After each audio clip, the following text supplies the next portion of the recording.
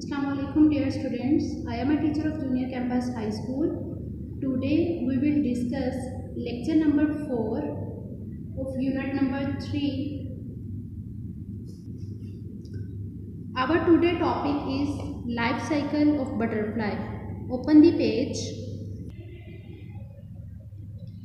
जैसे कि आप लोगों को पता है हमारा जो आज का जो टॉपिक है वो लाइफ साइकिल ऑफ बटरफ्लाई है। इसको डिटेल में अंडरस्टैंड करने और लर्निंग से पहले आप लोगों को पता है कि हम हर टॉपिक के डिफ़िकल्ट वर्ड्स जो हैं वो पहले प्रोनाउंस करते हैं। Now let's pronounce the difficult words of this topic.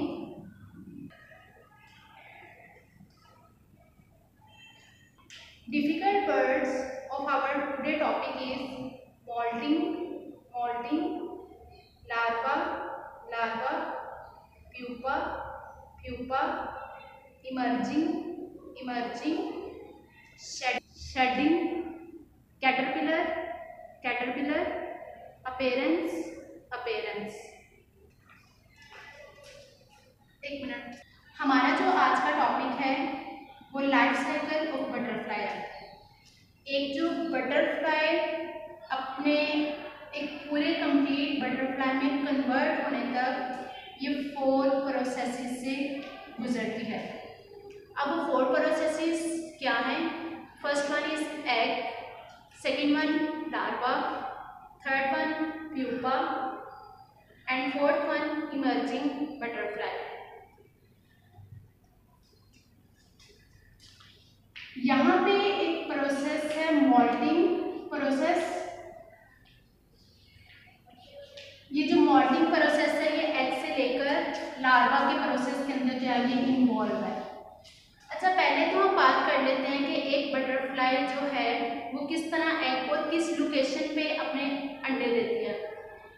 एक जो बटरफ्लाई है वो नॉर्मली पत्तों के ऊपर स्टिकी जो पत्ते वगैरह हैं उनके ऊपर जो है वो अंडे देती है। अब बटरफ्लाई जो है वो अपने अंडों की हिफाजत नहीं करती, वो उसको प्रोटेक्ट नहीं करती, लेकिन जस्ट इतना एक बटरफ्लाई ख्याल रखती है कि उनके इर्द गिर्द जो है वो खुराक जो है वो मौजूद हो। अब जब एक एग जो है वो हैच आउट होता है और हैच होने के बाद वो एक लार्वा की फॉर्म के अंदर कन्वर्ट होता है। Here you can see the picture of the larva. ये एक लार्वा जो है ये आप देख रहे हो कि कैटरपिलर लार्वा जो है आप देख रहे हो कि लार्वा जो है कैटरपिलर की फॉर्म के अंदर मौजूद है।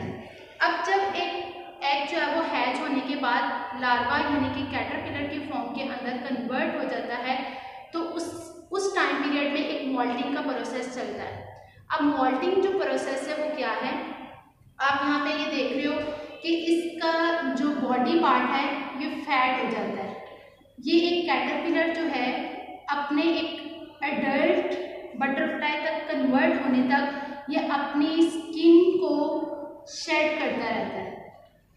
उस टाइम में ये एक कैटरपिलर जो है वो अपनी स्किन के थ्रू जो है वो ब्रीथ करता है, सांस लेता है। इसकी जो आइज़ होती हैं वो वीक आइज़ होती हैं, या इसकी मदद से देख नहीं सकता, लेकिन यहाँ पे इसके जो हेड के ऊपर एक एंटीना लगा होता है, इस एंटीने की हेल्प से ये इधर और उधर जो है वो मूव करता है।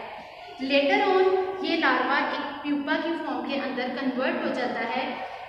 अब प्यूपा की स्टेट के अंदर ये किस फॉर्म के अंदर एग्जिस्ट करता है? ये अपने इर्द गिर्द जो है ये प्रोटेक्टिंग फाइबर जो है वो बना देता है। प्रोटेक्टिंग फाइबर में अपने आप को प्रोटेक्ट कर लेता है। इस कंडीशन को कोकोन कहा जाता है कि अपने आप को एक फाइबर मटेरियल के अंदर रैप कर लेना, और रैप करने के बाद वो प्रोटेक्टिंग फॉर्म के अंदर कन्वर्ट हो जाता है। This protecting form is known as cocoon. अब इस कोकोन के अंदर जो है वो अपने आप को एक जो लार्वा है वो कंप्लीट अपने आप को रीअरेंज करता रहता है जब तक वो इमर्जिंग बटरफ्लाई की फॉर्म के अंदर नहीं आता। Third one process is emerging butterfly. जब वो अपने आप को प्यूपा के अंदर जस्ट कि इसके अंदर जो प्रोसेस चल रहा होता है it is just like a tomato shop, और आफ्टर सम डेज बटरफ्लाई एक इमर्ज होती है, लेकिन जब वो रीअरेंज के बाद पूरी एक इमर्जिंग फॉर्म बटरफ्लाई की फॉर्म के अंदर बाहर आती है, अब वो कैटरपिलर की फॉर्म के अंदर नहीं होता, वो कंप्लीट वो प्यूपा की फॉर्म के अंदर नहीं होता, वो कंप्लीट एक कलर्ड बटरफ्लाई के फॉर्म में कन्वर्ट हो चुका होता है। ये हमारा आज का प्रोसेस था। आज का प्रोसेस था। Now let's reading our today topic.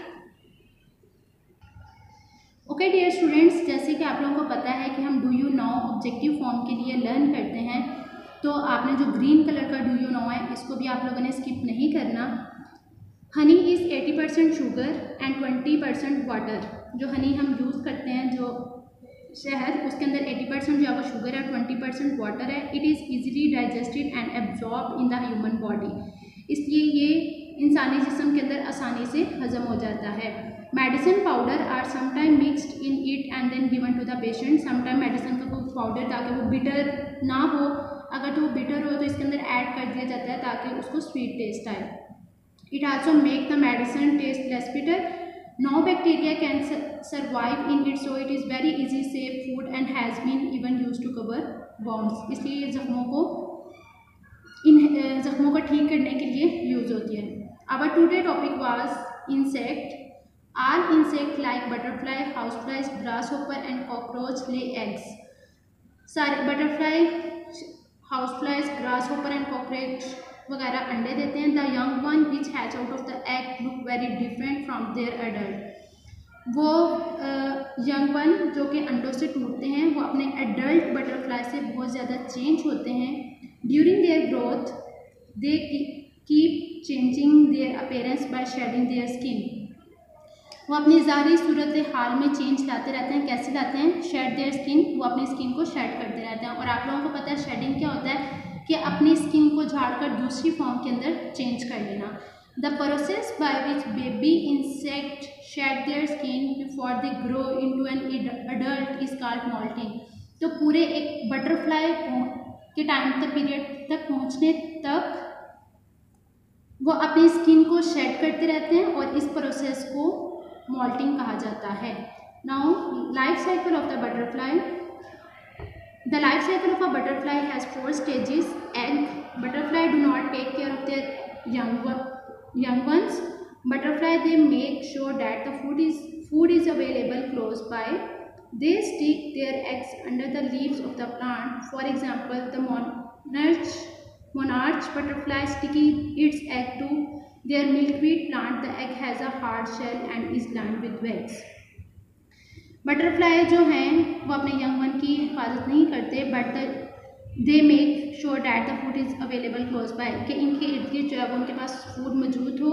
They stick their eggs under the leaves of plant. ये पत्तों के नीचे जो है वो अपने अंडे देते हैं। फॉर एग्जाम्पल, मोनार्च की एक बटरफ्लाई है, ये वाली जो है ये मोनार्च बटरफ्लाई है, जिसके अंदर ऑरेंज कलर और इसके जो विंग्स हैं वो ब्लैक और वाइट कलर के होते हैं। ये अपने अंडे जो है वो मिल्क सीड प्लांट के ऊपर दे रहे होते हैं।